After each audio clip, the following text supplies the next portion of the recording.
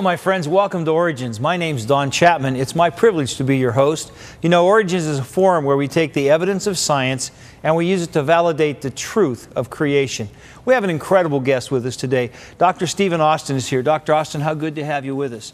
Dr. Austin is a field research geologist with a PhD from Penn State. He is the senior research scientist at the Institute for Creation Research. It's good to be here. And today we're going to talk about one of the most fascinating subjects in the Bible. I don't think you can talk about the words Sodom and Gomorrah without creating an interest in anybody that's ever heard anything about the Bible. And this is part 2 of his show. Will you just kind of bring us up to date on what we did in part 1? Well, we looked at the biblical text and some of the historic evidence for the location of the cities of the plain. These 5 cities that Sodom and Gomorrah were 2 of 5 cities that are described as the cities of the plain. And Zoar is a city where Lot survived, and Admah and Zeboim were 2 other cities that were destroyed. And we looked at the evidence that they were located southeast of the Dead Sea. And you made what seemed to me to be a very cogent proposal then from where Sodom and Gomorrah would be. And we have sites to go look at. Right. And archaeological sites, dig sites, that can confirm the identity of these truly amazing biblical cities. And you've been there doing that, haven't you? That's been my one of my interests is the archaeology there in Jordan. Well, today we're going to get our shovels out and dig with you, so if you'll go to the board, you can show us what you found when you found these sites that you believe are Sodom and Gomorrah. Let's take the Sodom site first. It's on the Wadi Kerak, and it has a long history in the archaeological record, and it has a walled city sitting there. It's called Bab Edra. Bab Edra is this tell or mound. It's about 500 feet long, several hundred feet wide on the drainage called the Wadi Kerak, the stream drainage that goes through there. And there's a road next to it. Present-day road, and there's an ancient cemetery associated with this. This city had an enormous wall, and it's the right time. It's about Abraham's time. Early bronze, level 3 is the archaeological designation of the site, so it seems to fit the right time period. It was a city at the time of Abraham, which is just about 2000 BC. About 2000 BC. This exists for folks who don't know that. Yeah. Yeah. All right. Okay, well, if you look at Bab Edra, the site, from the west looking east, you see it's an elevated area, and you can see off to the side there is Wadi Kerak. Now, the wadi is down about 30 meters down below the present site. And then there's the cemetery on the south side, and then there's this border fault zone, enormous fault that runs right along the front side of the ancient city. And this is where huge displacements have occurred on this border fault. So the implication is that this site is located next to that fault, and of course we know that earthquakes and geologic disasters take out cities. Now the modern spring and the border fault's down here, and the modern spring is down in the wadi. So something has radically changed the site to transform how the water was at that site. Anyway, the city had to have a water supply, and I think I know what's happened. This site has been uplifted on the border fault, and it's been downcut on the wadi, and there's been some radical change to the geology of this site. So the ancient city of Sodom was sitting on top of that hill likely, and the ancient spring was up there, but today the modern spring is down 30 meters lower elevation in the wadi and the border fault. So the question is, what happened along that border fault to cause that change? Now, you can look at the site. You can see the western wall right here. The western wall is about 21 feet wide. Imagine a wall, That's 21 a big wall, feet. yeah. And it goes all around the whole city. Which means it's a pretty substantial city. It's a fortified city, substantially fortified. And the excavators dug out the base of the wall to check exactly what the wall is founded on. And then the southwestern side of the site is the temple site.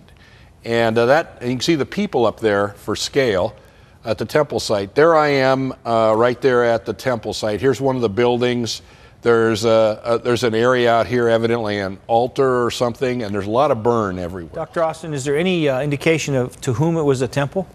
No. We think it's some type of pagan deity or but we don't something like that. identify we the do deity. not know, Okay. don't know. But all around the site, we see evidence of burn. Here I'm pointing at the charcoal in the soil. Here's the south wall. The south wall of the city is symmetrically collapsed.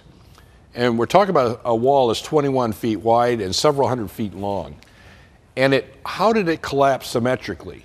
Now, if it was a battering ram from an army that was capturing the city or something, it would not be symmetrical. Could it have shaken and fallen in an earthquake? That's what it looks like happened. Looks like an earthquake made the wall fall. Yeah. It does look like that. It doesn't look like human activity or natural process just allowed the wall to fall like that or collapse. And here's the gate at the northeastern side of the city, the gate of Sodom, the only open gate when the city was destroyed. It was destroyed and not rebuilt, and in the gate I'm sitting there. Now the two angels came to Sodom, and Lot was sitting in the gate of Sodom. Escape to the mountains, lest you be destroyed. And Genesis 19. So you could be very well sitting where Lot sat. Yeah, I was thinking about that. And they say flee to the mountains. There's the mountains back there. There I am sitting in the gate. And so I had to have my picture taken there in the gate of Sodom. It just wanted to be. Oh, it's a walled city with a gate. Okay, everything matches the biblical text. North side of the city collapsed into the wadi, probably because of the uplift. About 30 meters of uplift. You can see down there the modern spring down there, but remember the ancient early bronze 3 spring in the city when the city was occupied was way up on the above the modern wadi. So something has radically changed the site. It looks like the gravity collapse here into the wadi is part of the thing, and there's the border fault back there. You see the likely culprit. Okay, the excavated cemetery south of the city is amazing.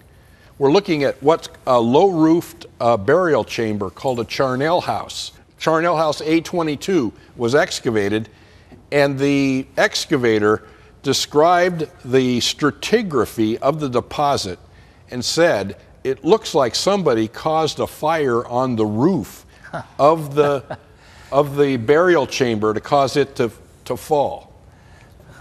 And it was not an internal fire within the house. Fire fell on the roof. It looks like fire fell on the roof, or the house was ignited from above. Wow.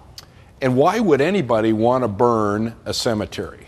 You know, so it looks like a widespread fire, not just a fire inside the city back there, but also in the cemetery outside the city. Dare we say it sounds like brimstone? It does. Yes. Okay, it sounds like a general fire over a wide area. Yeah. Okay, Sodom sites up there, Wadi Kerak. Wadi Nemira here in Gomorrah is the possible site. The Wadi Nemira is this big drainage that comes down and makes an alluvial fan as it goes into the southern basin of the Dead Sea. Southeast of the Dead Sea there is that site. I went to Wadi Nemira. Numira, N-U-M-E-I-R-A, is the Arabic way of saying it. Consonants N-M-R in Arabic. But in Hebrew it would be G-M-R, a guttural sound, not a nasal sound. So the nasal sound gives way to a G sound. So you could translate Nemira back into Hebrew and call it Gomorrah. Yeah. And the city name may survive. And maybe the Arabic people want us to remember that it was Gomorrah, and they said it in as best they could in their language. Well, I made a geologic map of the site, and geologists love to do that. I just show you I made a geologic map, and I'm not into talking about it. But only about half or 2/3 of the city remains, and it sits on a prominent location. And as I'm standing up there looking west over the site, you can see this here. And this is a an amazing site. It's built on a hill. This hill is called a tell, and at the south eastern corner here is a tower. And there's another tower down here, and then there's a wall that runs along the kind of southern side of the site. The wall on the northern side was collapsed into the wadi and is not there. So about 2/3 of the site is still there. And that's where Wadi Namira and Namira sits, and it sits really close to those faults. That's why, as a geologist, I had to go study that site, because it's just sitting there 100 yards from the major faults. Well, you can see the people at the southeastern corner of the tower. There's the southwestern and southern wall. That part of the site is what's there for study. I was able to look at this place, and we're looking out over east over the site, and you can see some of the excavation that's still open, and you can see the southeastern tower back there. The collapsed tower is probably the most geologically interesting part of the site. Then there's a collapsed house in here, and the collapsed house, a shaft was dug through the floor of the house to show the layering that exists at the site. And the collapsed house and the collapsed tower were the focus of my study. The collapsed tower is very interesting. Here you see the archaeologist at the wall, and you see the wall comes into the tower, and then the wall changes direction, so that southeastern tower there is the highest part of the site.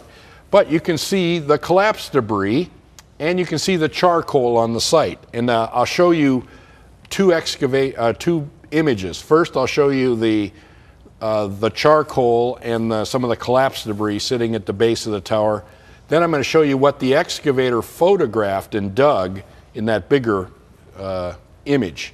Now, let's go to that, look at that. You can see the base of the tower, you can see all this burn that's overlying the debris of the collapsed tower.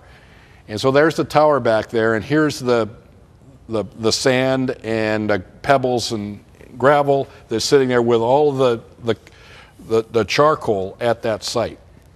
And that's interesting, but what they excavated underneath that is more interesting. Here is the base of the tower. You can see the base of the tower right here, coming across here. Yes. Underneath and off to the side of the base of the tower were excavated 2 human skeletons. One over here. Yeah. Okay, and then one down here. Okay, and obvious trauma, head trauma. These people died in the collapse of the tower. And then the tower burned. Okay, there's burn all around here. See how black the ground is? I guess the question begging to be asked is, if it's built out of solid rock, what's burning? Yeah, everything is burned on the site. Right. It's almost like something came from outside that was already on fire. Is that fair to say, or is that saying too much? I thought about that, and so I started digging trenches outside the wall. Okay. And there's evidence of burn outside the city, which I think would confirm that hypothesis. All right. So, whatever the cause of this is, it's collapse and burn. Okay. Collapse and burn is everywhere. Now, I went to the house, and a shaft was dug through the house, and there I am sitting there. The archaeologist says, "Oh, don't you see the beaten earth floor?" And I say, "Oh, what?" And he says, "Look at this right here. Going along there, there's a beaten earth floor, and it's plaster that's been smashed and made into a floor." And I said, "Oh, okay." And then he had me look at the top, and up here are beams of burned timbers with smashed pottery underneath. And I thought about it. It's the collapsed house. The whole roof has collapsed onto the floor of the house and burned. And yeah, I'm looking at a collapsed and burned house. So there's the beaten earth floor, and I'll show you the right in there. Here you can see it. Here's the beaten earth floor going along right through here. Uh-huh. Okay, there's pottery shards that are imbricated sitting there, stacked there, and then you can see the burned timbers over the top of the pottery.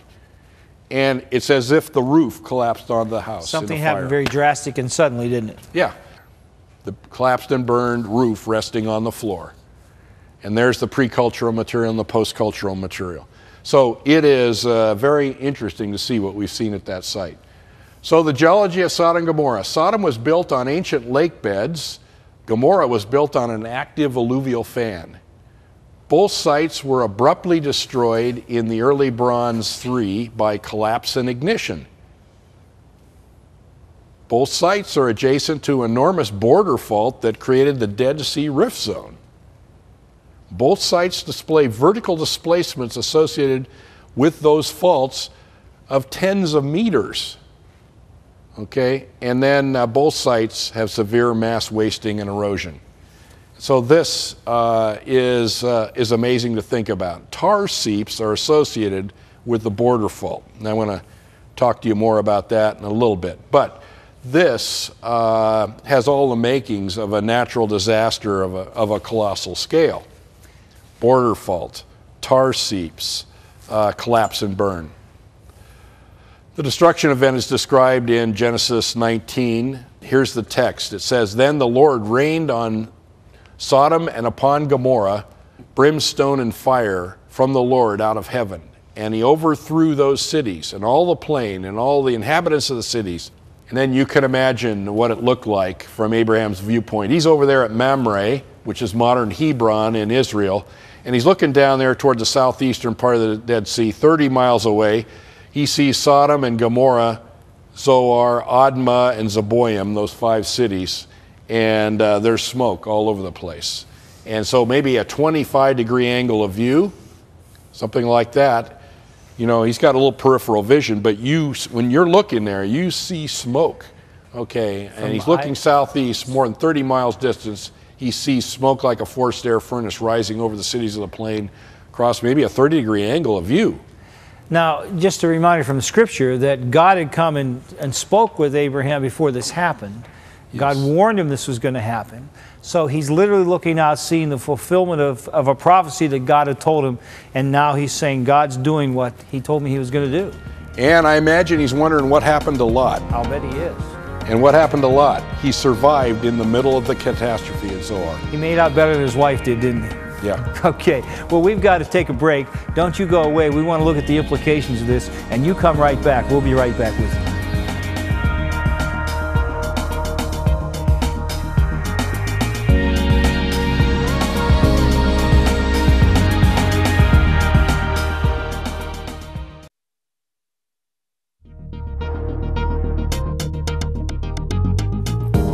Today's guest on Origins, Dr. Steve Austin, is a field research geologist with his PhD in sedimentary geology. He is senior research scientist with the Institute for Creation Research. He has been involved in geologic exploration for 40 years on 6 of the 7 continents of the world. Steve has also done extensive field research at the Grand Canyon and Mount St. Helens. He is the author of several books, videos, and more than 30 technical geology papers. One of his books, Footprints in the Ash, deals with the 1980 eruption of Mount St. Helens. Dr. Austin can be reached at Institute for Creation Research, 1806 Royal Lane, Dallas, Texas, 75229.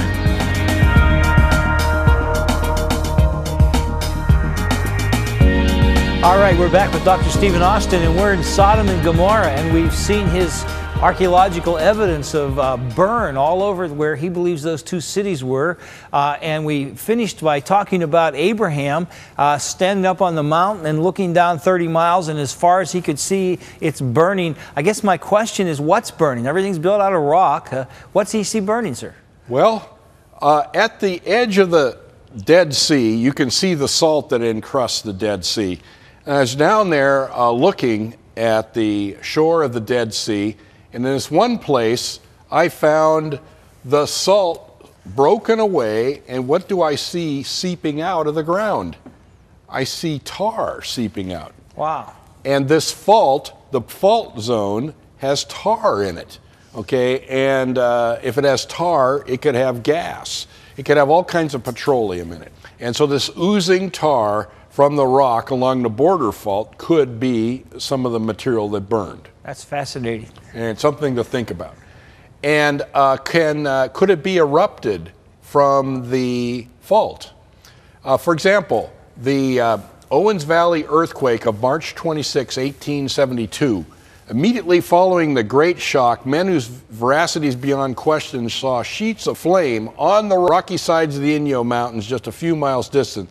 These flames observed in several places, waved to and fro, apparently clear of the ground like vast torches. They continued for only a few minutes. And so during earthquakes, you can have fire. And fire is caused probably by natural gas bursting out of the fault and other types of flammable material. So earthquake fires are well documented. And earthquake lightning is well documented.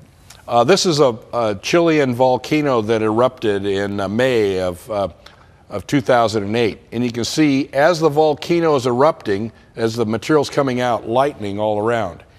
Lightning is one of the causes, one of the results of some of these things. During some earthquakes, competent observers have described flaming phenomena, scorched trees, explosive sounds, erupting sand and mud, floating tar, sulfurous smells, even bubbling lakes. And so earthquakes create these unusual situations. These observations demonstrate that gases and liquids erupted along faults during earthquakes are frequently combustible. Makes sense. So we've got a flammable source associated with the faults at these sites. Now add to that piezoelectricity. If I take a quartz crystal, okay, and hit it with a hammer, I can generate a voltage across it. It's a pressure electric phenomena associated with rocks and crystals. A pressure applied to a quartz crystal produces a measurable voltage. Any rock that is hit can generate voltage. The piezoelectric phenomena is associated with a phonograph needle. A microphone vibrates a crystal, which creates a voltage. And a digital wristwatch is in reverse. We put a voltage on a crystal and it causes a vibration we use to tell time. The unfamiliar example of piezoelectricity is earthquake lights. When earthquakes occur, they create electricity, and electricity can cause very unusual atmospheric effects and even ignite flammable substances. Earthquake lights, normal lightning, fireballs, sky flashes, aurora-like beams, even St. Elmo's fire of wide extent have been observed associated with earthquakes and volcanic eruptions. These strange lights have been created by the piezoelectric effect from stress applied to rock during earthquakes. So everything is there to make an unusual fire. One other thing I might talk about is the earthquakes that we have recorded underneath the Dead Sea. There are earthquake shadow zones beneath the Dead Sea. The earthquakes are not uniformly spaced. There are places where earthquakes don't seem to occur. And it's been argued geologically that there is a large zone of plastic material that doesn't behave brittly. And so we're thinking that there's hot, ductile, high-density magma at depth underneath the Dead Sea. So the fault may have associated with it magma, molten rock down there 10 kilometers down. Coming up. Look at that. And the biggest magma body might sit underneath the southern Dead Sea. Wow. You know, I've heard Billy Graham say that if God doesn't judge America, He's going to have to apologize to Sodom and Gomorrah. I don't think God apologizes, because when God judges sin, He judges sin. He's not a respecter of persons. Isn't that right? Yes. There's a story here that goes beyond just the history and the archaeology and the geology. There's important lessons to be learned here, aren't there? There are life lessons for us as individuals and for a nation as well. You know, Genesis isn't a myth. Genesis is a book where when we really dig down and look at what it says precisely and apply it to geography and apply it to history, apply it to archaeology, we find the truth of God's Word. And the truth in this case is a somber truth. It's a truth that teaches us that God judges sin and that He judges nations, and that when we don't walk in God's way, we could be confronted with God's wrath. I hope you'll think about that a lot. And above all, I hope you'll remember this. It's God's view that He created you. That should be your worldview too. Think about this, pray about this, my friend, and I hope to see you again soon here at Origins. Until then, God bless you, my friend.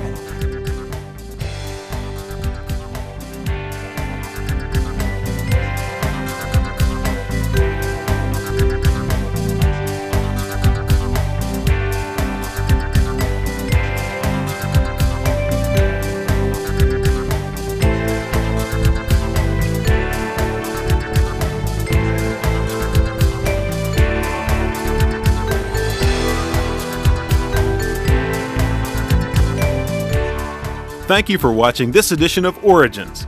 If you'd like a copy of the PowerPoint information presented today, you can download a PDF file of program number 1006 from our website at www.originstv.org. Or for a DVD of this series, send a $12 donation to cover shipping and handling and write to Origins, program number 1006, Cornerstone Television, Wall, Pennsylvania 15148.